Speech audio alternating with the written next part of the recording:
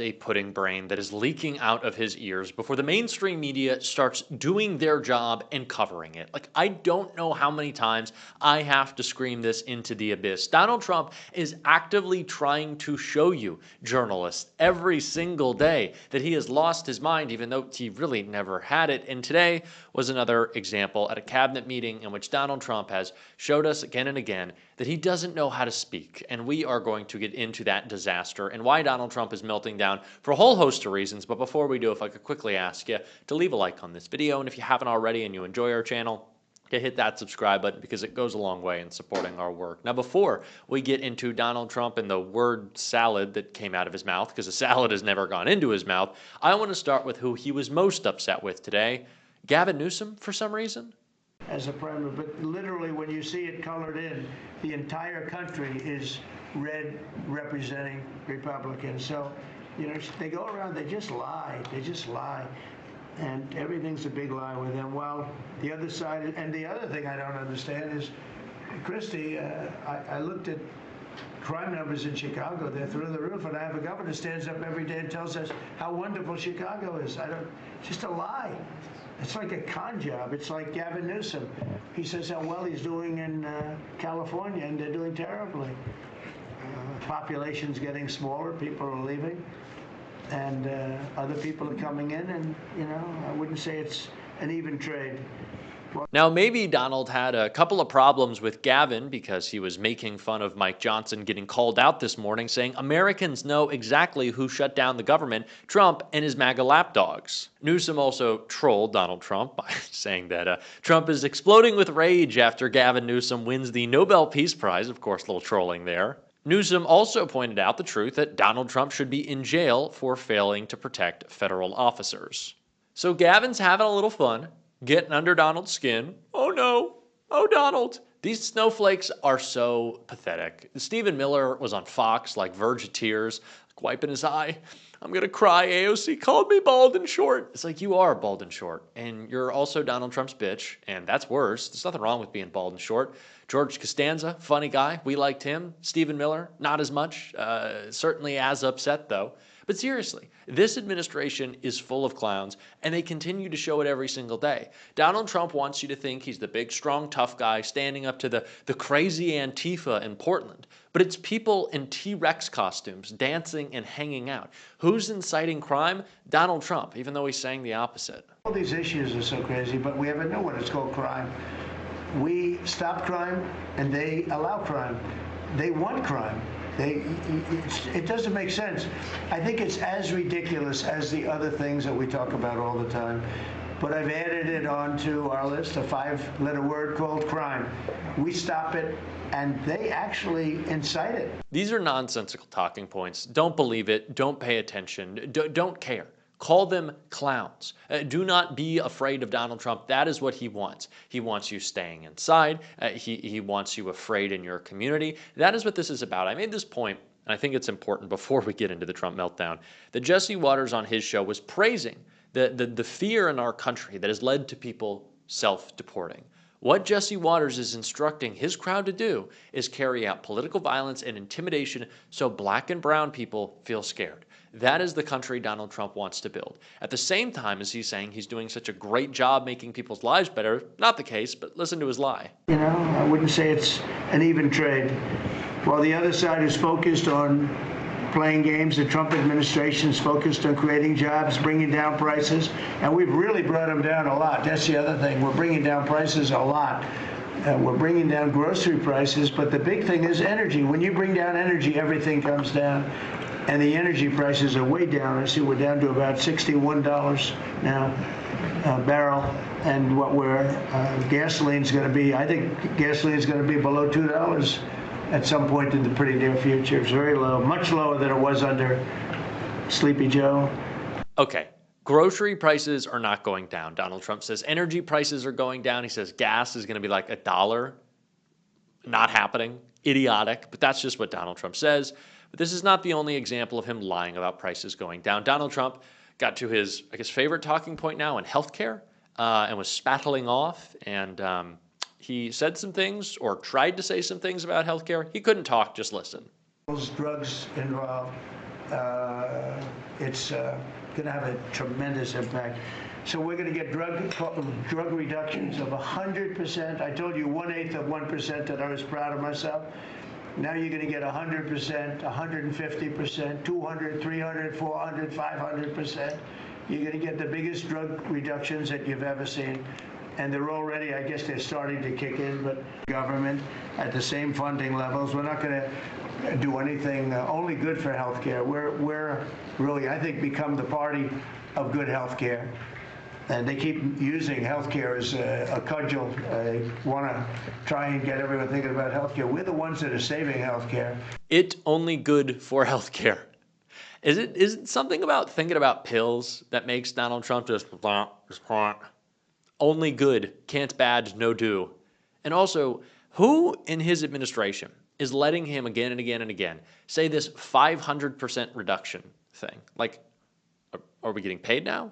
I know there was supposed to be tariff revenue. Do you guys remember the tariff revenue?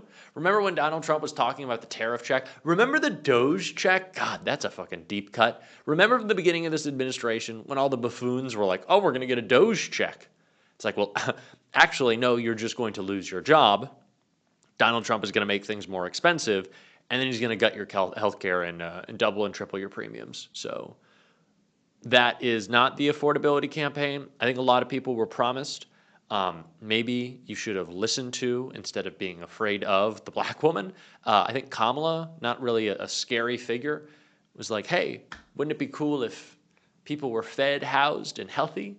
And Trump said they were eating the cats and dogs Alf style. And somehow that was the message that won. Somehow this buffoon talking about Tylenol still, people listen to. To 12 children. So that's induced by something that's given or taken, and it should be able to be stopped. And you're talking about the Pennsylvania Dutch, you were talking about the Amish, where they don't take any of this stuff, and they have virtually none, right? They have no autism. So we're doing something very bad. Somebody's been given some bad things. Other countries, by the way. Oh my God, I can't. Today has been I've had a little bit of fun today. Actually, I don't know if I'd call this fun. I'd call this me trying to deal with my feelings around our buffoon president. But seriously, the idiocy that we hear out of him every day, I talk about this a lot, especially as of late, as more world leaders have just been mocking Donald Trump. This guy is an embarrassment. Don't we all feel embarrassed every day? Don't we want a president who makes us proud? Don't we want dear leader Gavin Newsom winning the Nobel Peace Prize, as he was mocking Donald Trump for earlier? But seriously, remember when we had leadership? Remember when a president sounded like a president, and a president didn't sound like a kid who is struggling to get past third grade reading level? And I don't even know if I'd give Donald Trump third grade reading level. That's a little unfair to the third graders. I think that they could get through acetaminophen. I think they could probably land the plane on that one. But Trump can't. He's talking about the Amish and Tylenol because someone told him about the Amish and Tylenol. Is he really like clocked in? Is he going to like Pennsylvania and is he checking in with the Amish? He's like, how? I'm gonna do it. How's the butter? And we love the butter on everything. And do you have autism and butter and what's happening? Like that is Trump in Amish country. That's how I see it. But seriously, let's take stock of the embarrassment that is this guy and maybe pivot to talking about something real. And so I'm not just rambling about how idiotic he is, but you just have to laugh at a certain point. I don't want to. It's not funny. It's fucking crazy. But I have no other way to cope. What I wish I could do is do what so many incredible actual patriots, and I think it's time we reclaim that word, what actual patriots did this morning, calling Mike Johnson out to his Trump bitch ass face on C-SPAN. And a Republican did that. I want to unpack this. We talked about this, but I want to unpack it after this clip. Hi, Mr. Johnson. So my question or comments are related to what you said yesterday about not being open to pass any legislation to ensure that military gets paid. I'm sure you can tell by my voice I'm very shaky. Just want you to hear a little bit about my family. I have two medically fragile children. I have a husband who actively serves this country. He suffers from PTSD from his 2 tours in Afghanistan. if we see a lapse in pay come the 15th, my children do not get to get the medication that's needed for them to live their life, because we live paycheck to paycheck. I heard you earlier say that you side with President Trump on anything that he says. Well, I just read an article this morning that said he absolutely wholeheartedly believes that there needs to be legislation put in so that we do not miss a paycheck. You have the power to do that. This is really tough for me. It's very tough because these people saying, I am a Republican, I am in a military family, I, have a spouse that works in the government, I got kids I need to take care of. It just boggles my mind because you know enough about politics to call into C-SPAN because Mike Johnson is going to be on, right? Like, you know that much about politics. This is not like, oh, I bumped into a ballot box on election day and was like, oh, I've heard that Trump and someone said prices.